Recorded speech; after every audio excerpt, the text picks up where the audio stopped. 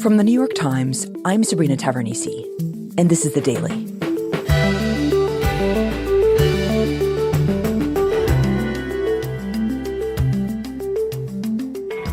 Days after Russia invaded Ukraine, the Kremlin made it a crime to oppose the war in public.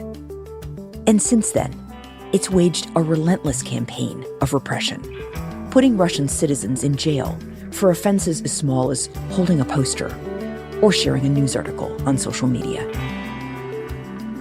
My colleague Valerie Hopkins has been reporting inside Russia on those who continue to speak out despite the risks, and explains why their government is so determined to silence them.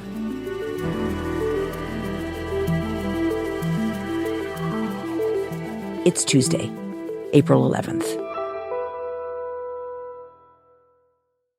Valerie, tell me about this reporting you've been doing about dissent in Russia.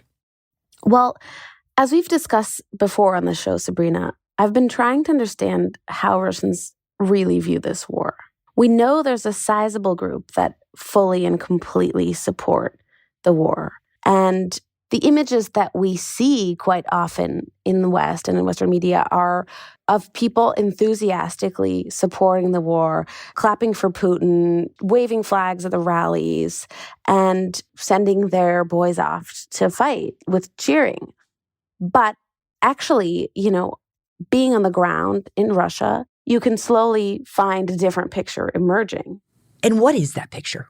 Traveling around Russia the past 6 months, I've been actually surprised by how many people tell me that they hate this war, including many who, once they find out I'm a foreigner, usually in hushed tones or quietly, tell me, they really want me to know that most people that they know don't support this war, that not all Russians support this war, that they're ashamed and that they're really sad about what's going on, even if they feel powerless to do something about it. And actually, a recent poll even showed that 20% of Russians openly admit to opposing the war. But Valerie, how should we think about that number? We're not seeing mass protests on the street. The Russian government doesn't really seem to be under that much public pressure to change course in its war in Ukraine. Right. It's a lot of people, but they're not exactly visible. And that's because since the very beginning of the war, the Kremlin has made it very, very dangerous to speak out. As soon as the war started, the Kremlin immediately banned news that wasn't state-controlled.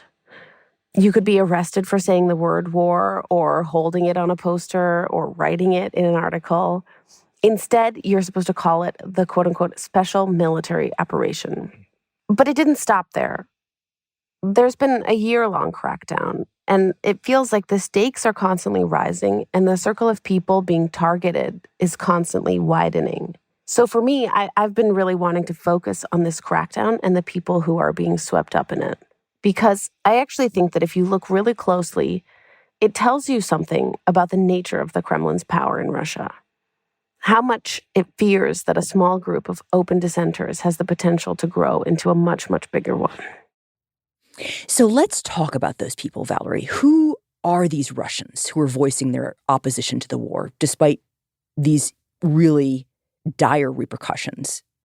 They're actually all really different people. You might think there's a profile, but there are sort of middle-aged guys in the provinces, young, hip, highly educated, college students. There's a lot. But one of the cases that really stuck out to me was a teenager named Alesia Krivova. She lives in a town outside of Arkhangelsk, very close to the Arctic Circle. And for our first interview, actually, a colleague of mine went and met her in her home on a windy day in February.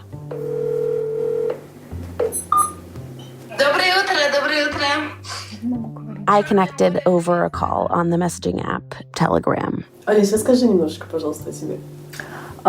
Привет, меня зовут Олеся. So, Alesia's 19. She's a student at University in Arkhangelsk studying advertising and public relations. Я веганка, я феминистка. She's a vegan and a feminist, and she's living like a pretty normal life of a young person in Russia at the beginning of 2022. Я не занималась никогда особо активистской деятельностью. Раньше расклеивала... She didn't really consider herself to be an activist. I got the sense that, like most university students, she's kind of finding herself and figuring out what she cares about. Не могу сказать, что стало страшно, я просто растерялась, потому что не поверила, что... But when the war in Ukraine started, she thought it was so incredibly senseless that she had to speak out. Друзья практически все были солидарны со мной. Like many young Russians, she talked to her family and friends about it, and most of them agreed with her that the war was wrong. And she starts doing some quiet acts of protest. На татуировке изображено лицо, отдаленно напоминающее Владимира Владимировича Путина. A month into the war, she got this pretty intense tattoo of Vladimir Putin's face on the body of a spider with blood dripping down the fangs. Whoa. Yeah, it's on her leg, and it has a caption that says, "Big Brother's watching you." But at this point, she's not speaking out publicly, right? No, she has her social media channels, which she keeps private. But at a certain point, it became apparent for many Russians that this war was not going to end anytime soon. Потом, 9 мая... And last May, she actually decided to do something publicly for the first time. On May 9th, it's when Russia celebrates Victory Day, the end of World War II, and a really important time for Russia's national psyche, and probably one of the biggest national holidays in Russia. Right, the day that, in the Kremlin's telling, the Soviet Union saved the world from fascism. Right, Sabrina. But this year, with a war going on in Ukraine, this year the holiday hit her differently. 9 мая пытаются приурочить как-то... It made her so angry that Russians are celebrating peace while bombing people in Ukraine. Листовки были содержания... So Alesia made some leaflets with her friends, and the message was, World War II veterans also live in Ukraine, and they are dying from shelling now. This war must end. So what happens? She and her friends make these leaflets. What do they do? И я решила расклеить листовки. Well, she actually goes around the city putting them up in different houses and residential complexes. And then they all went home. И, наверное, это был вот единственный мой активистский выход. И уже на следующий день ко мне... But the next day, the authorities came to her apartment. They'd seen the license plate of the car that she and her friend were using as they drove around the city distributing these things. And who exactly came to her apartment? Like, was it the police? No, they were people from what's called the Center E, the Russian Center for Combating Extremism. Политическая полиция, так называемая. What Alesia refers to as the political police. И на меня надавили очень сильно, заставили на камеру извиниться перед вооруженными силами. And she said they forced her to apologize personally to the armed forces of Russia on camera. They actually had a video camera with them that she had to talk on? Yes, and when I've seen them around Russia, they always have tiny little handheld cameras. And what happens to her? I mean, do they give her some kind of ticket or warning or something? И в итоге составили административный протокол. So because this was her first offense, something that's known as administrativka in Russian, she was fined, but it will stay on her record, and basically that comes with a warning of, if you do anything like this again, you will have a criminal trial, and the penalties are much higher and include prison time. So this is really, I mean, it's a first warning, but it's a very important first warning, right? Because if you do something a second time, you could face prison. Exactly. Но продолжала высказываться в соцсетях. And so naturally, she completely scales back her activity. She doesn't go to any protests or do anything else more publicly. And limits herself to speaking out on Instagram occasionally, and feels pretty safe doing that because her account's private. But as it turns out, even that was a step too far. And how exactly is posting a private message to Instagram a violation? 26 декабря рано утром я Well, fast forward a few months to December 26th. She stayed up all night preparing for finals. She finally goes to sleep around 7 a.m. and мама как раз на работу пошла. her mom leaves for work. And all of a sudden, she hears a voice in her apartment. Я это слышу, я думала, что пришла бабушка, чтобы... She thinks maybe it's her grandma checking on her. But it's not. It's actually the Russian authorities. Wow. A swarm of men В форме, не в форме. yelling at Alesia to get down on the floor. Кричат, падай на пол, всячески обзывают. And while she's face down, she looks up and sees a man holding a sledgehammer above her head. A sledgehammer? Yes, her mind is racing. Были мысли, что меня сейчас убьют. And she thinks they might actually kill her. Я поняла, что... Начала сразу размышлять, я поняла, что... But she started trying to think, and she thought, okay, maybe there's so many people here that wouldn't just kill me in my own home. And she realized that they were just trying to intimidate her. И вот тут начинается ужас. They take her down to the station eventually, and that's when they tell her that Терроризм. Да, я в списке экстремистов и террористов, не как экстремист. she's being investigated not only for discrediting the Russian armed forces, but also for justifying terrorism. Whoa, so what is that about? Мы видим эту беседу, мы видим, что туда кидают все мои... There was actually a group of Alesia's classmates who had been paying very close attention to what she was posting on Instagram Один из участников чата... and actually had reported her to the authorities for some of her anti-war posts. Basically, a group of her friends had snitched on her. Yep.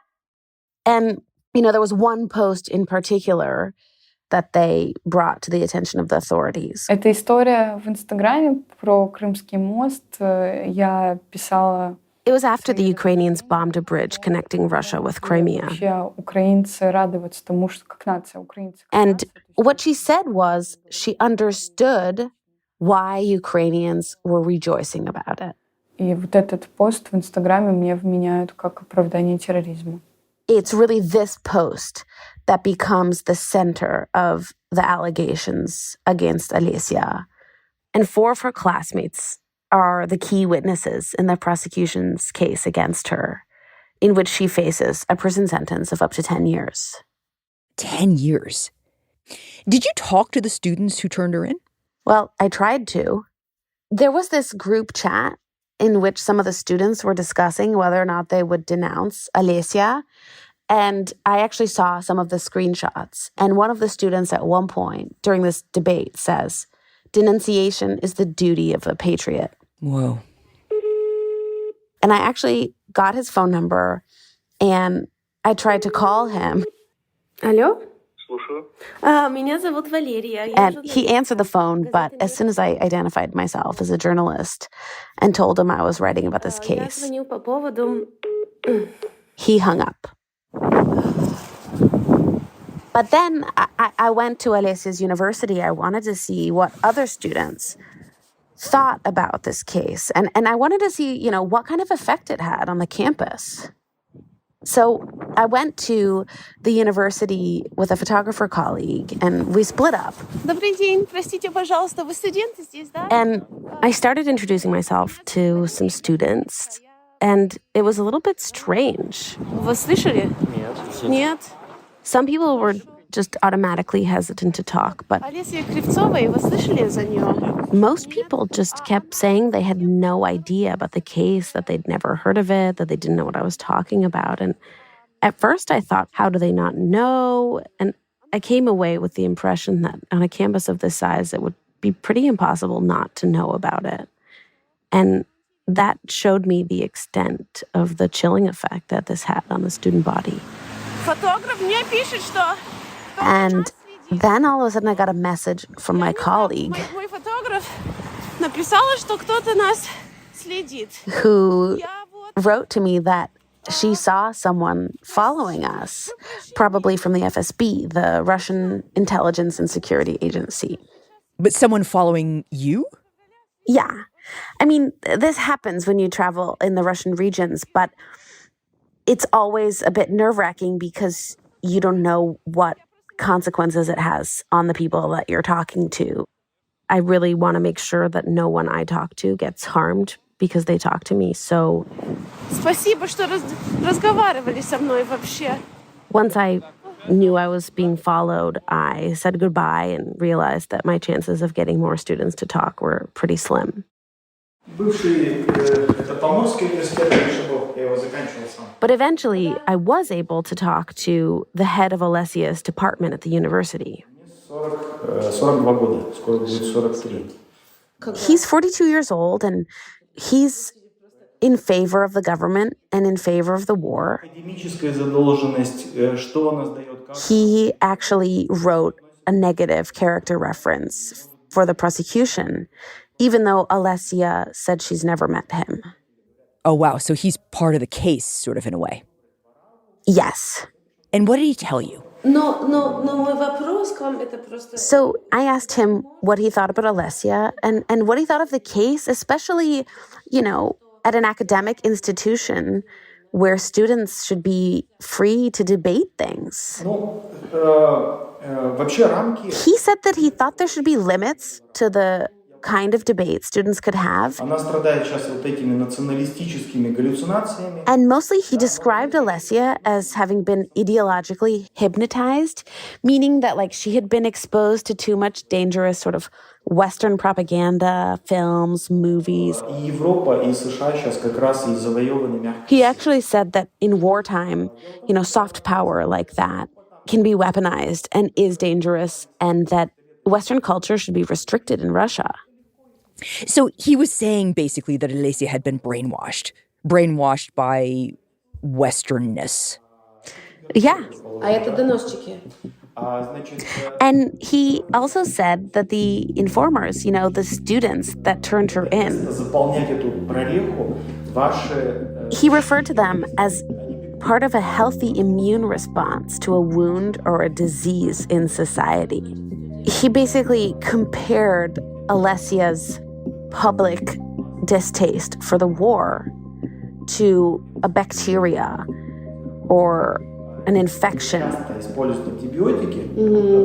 And he said these students were part of the organism of a healthy immune system of a society that were actually, making sure that the society didn't get more sick. To prevent contagion. Exactly. He said the system worked exactly as it was supposed to.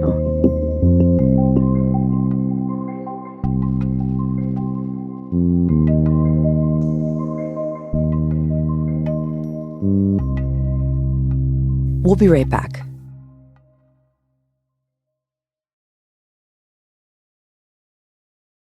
So, Valerie, where did Alesia's case stand when you interviewed her back in February? When I first talked to her, she was under house arrest awaiting trial.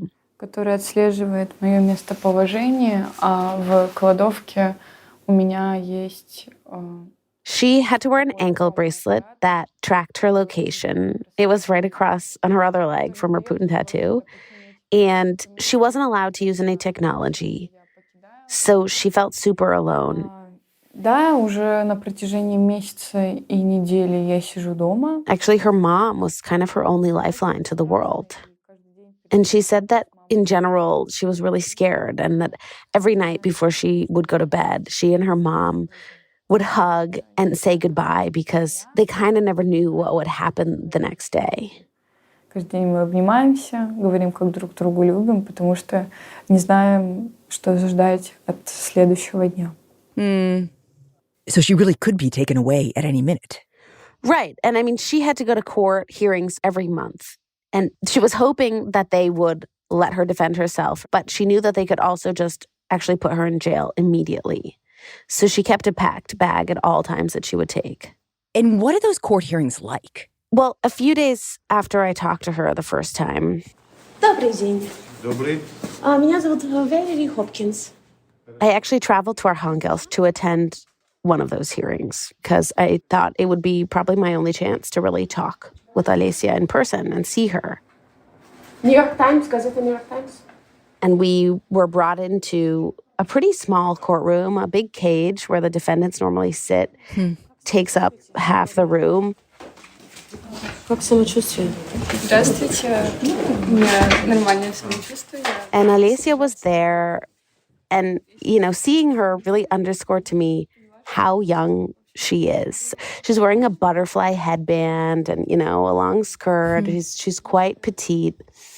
And we were waiting for the proceedings to start when something kind of unexpected happened. A Russian TV crew approached me and started asking me repeatedly, rapid fire, what was I doing there? Why was I interested in the case? What do you think about the war in Ukraine? Do you support Western weapons being used against Russian soldiers? I was pretty shocked, I have to say, and I was stunned, and my heart was beating pretty fast. But I told them that I was just doing my job like they should be. Wait, were they there to cover the Alesia case, or were they there to talk to you? Why were they asking you these questions? I don't actually think they were there to cover Alesia's trial because they didn't ask her any questions when she spoke to the press ahead of the trial. And they also left almost as soon as it started. Oh, wow. So it was kind of hard to tell what they were up to exactly, but the hearing itself was relatively uneventful. And in the end, the judge decided to leave Alesia under house arrest. But then later that night, I realized why the television crew was interviewing me. Рядовое судебное заседание в Архангельске неожиданно привлекло внимание мировой прессы. Накануне в Приморской... The exchange I had with the Russian TV reporters was part of a segment on the local news about foreign interest in Alesia's case. Почему это касается вам? Нас? Да, это моя работа, я просто здесь, как вы. Спасибо, все. So you were on television? Yes. And, they presented as this boring, bog standard procedural case and not a teenager on terrorism charges for an Instagram story on her private account. Алесию Кривцову, которую подозревают в уголовных преступлениях, суд решил оставить под домашним арестом. So at this point, your reporting on Alesia is really starting to come under the same kind of scrutiny as the Dissent itself, right? Well, it's certainly coming under scrutiny. It drove home to me the idea that actually, the Kremlin is so focused on this that it's not just the dissenters themselves, but also the people covering them and sending their message out into the world. Because inside Russia right now, it's very hard to get information about these dissenters. And the international media are actually one of the few groups of people left able to report on it. So what's next for Alesia? When does she go to trial? Well, I stayed in touch quite frequently with her mom because Alesia is not allowed to use technology. And then all of a sudden, one day last month, her mother called to tell me that she had some pretty major news. Alesia had managed to escape Russia and made it to Vilnius, Lithuania. Wow. She was ecstatic.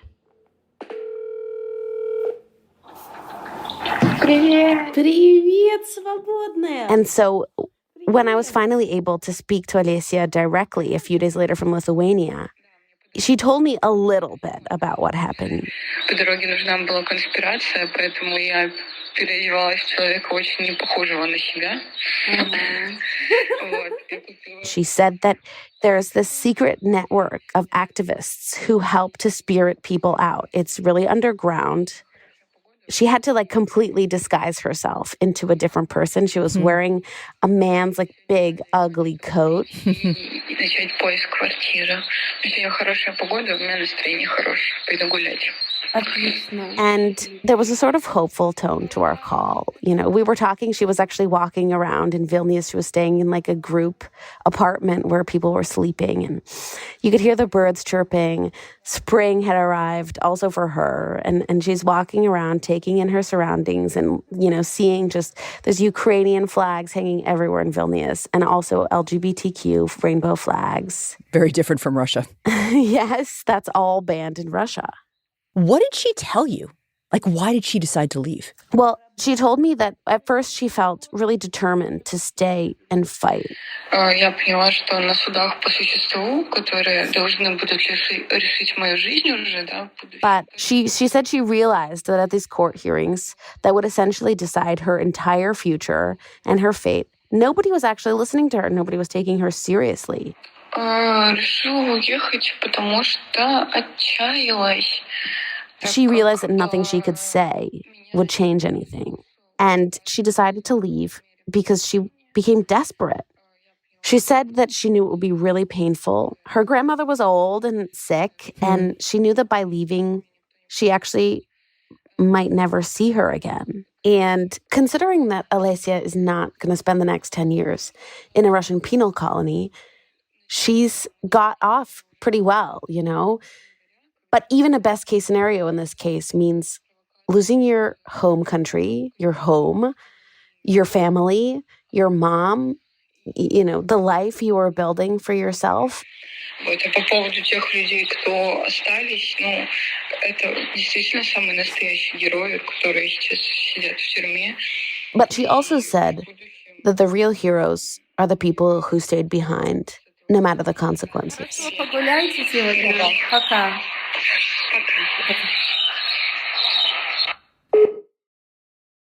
So Alesia's story is the story of someone who resisted, but who ultimately fled, right? But whether she goes to prison or flees the country, in both cases, it's ultimately a win for Putin. Because it's one less voice of dissent. Like he's trying to cleanse the country of anybody who has the potential for political opposition. What about the people Alesia's calling the real heroes, the people who don't escape and go to prison? What about them? The government has detained more than 20,000 Russians since the start of the war. And I've reported on a few of those cases. I remember one sentencing that I went to about a month ago that really stuck with me, of a man named Dima, or Dmitry Ivanov. On the surface, his case is a lot like Alesia's. He's also a student, he's 23, and his crime was actually reposting information from Western media about the killings in the Ukrainian cities of Bucha and Mariupol. And, you know, Sabrina, it's actually really fascinating now that these trials for anti-war activists are one of the few places that like-minded people can actually gather in public and show their opposition to the war. So many people come in support. I think at Dima's sentencing, there was probably about 100 people. And they do this even though the court keeps track of who appears as a spectator.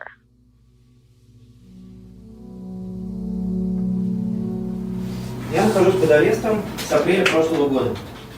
It's customary in a Russian courtroom for the accused to say a final word, a statement, you know, before the sentencing. Да, прямо сейчас мы не способны остановить войну, но это не значит, что мы бессильны.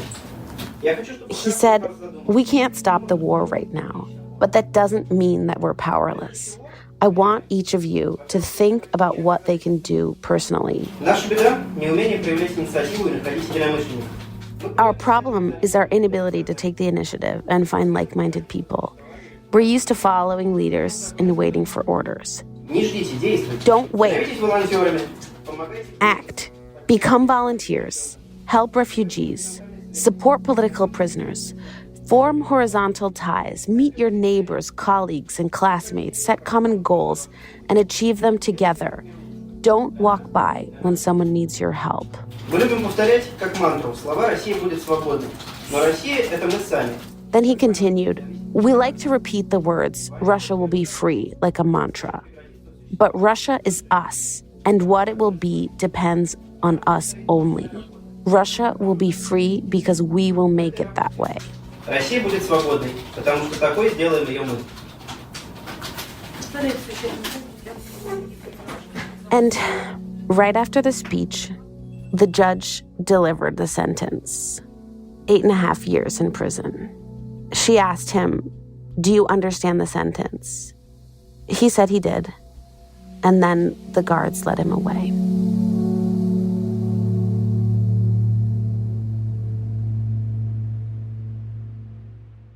So, Valerie, going back to the beginning of our conversation, why the Kremlin is so afraid of resistors like Dima and Alesia, it's essentially because they're showing a path forward for Russians who disagree with the war, but until now have been too afraid to act on that. Like that 20% we were talking about. Dima is essentially saying here, you don't need to go to jail, but you do need to act. Do something small. Meet people. Talk. And that is very threatening to the state because the Kremlin knows that that kind of thing is contagious. Like the rector at Alesia's university said, if it's left unchecked, it can spread.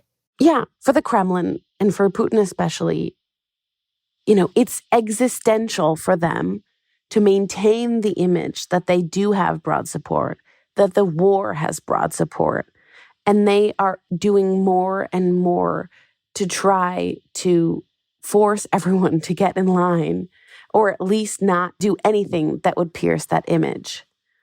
And if this war is going to end, there's a very high chance that it will come from people like this. And that's something Dima knows. And that's something the Kremlin also knows. I think it's what Putin fears the most. So, Valerie, I think now is a good time to bring this up. 2 weeks ago, after this sentencing, I got a text from you. You sent me a link to a news article about a Wall Street Journal reporter, Evan Gershkovich. He'd just been arrested in the Russian city of Yekaterinburg. He was accused of spying. And it was the first time since the Cold War an American journalist had been arrested and charged like this. I'm looking at your text. You said, this is very, very bad. And then you said, I'm on my way to the airport. That's true. It's really painful. Evan and I were good friends in Russia, so his arrest came as a complete shock. I left Russia some hours after the charges were announced, and so did some other Western reporters. And that just means there'll be fewer people paying attention to the trials of political prisoners like Dima, listening to him give his last word, and fewer people really trying to understand how ordinary Russians feel about how their country is changing.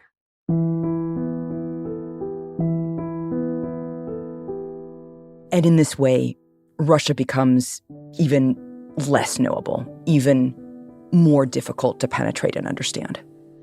Exactly.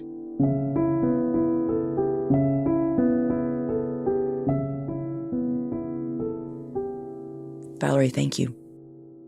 Thank you, Sabrina.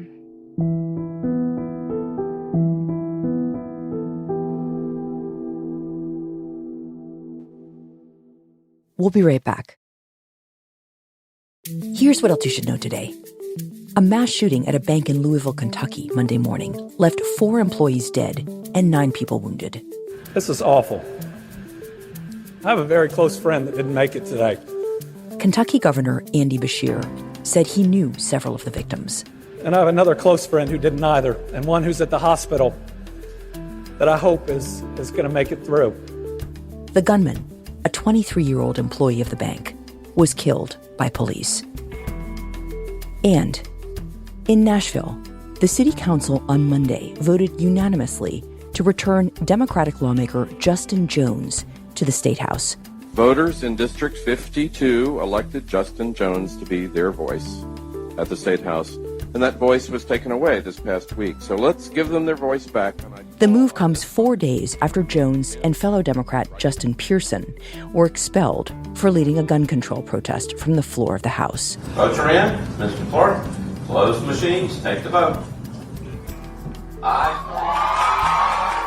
Within an hour, Jones was sworn in and back at his seat in the Republican-controlled legislature that had voted him out. Today's episode was produced by Claire Tennisgetter, Will Reed, and Mouj Zaidi, with help from Alex Stern. It was edited by Michael Benoit, with help from Patricia Willens. Contains original music by Alicia Baitub, Diane Wong, Dan Powell, and Marian Lozano, and was engineered by Chris Wood. Anastasia Vorozhtsova provided translation. Our theme music is by Jim Brunberg and Ben Landsverk of Wonderly.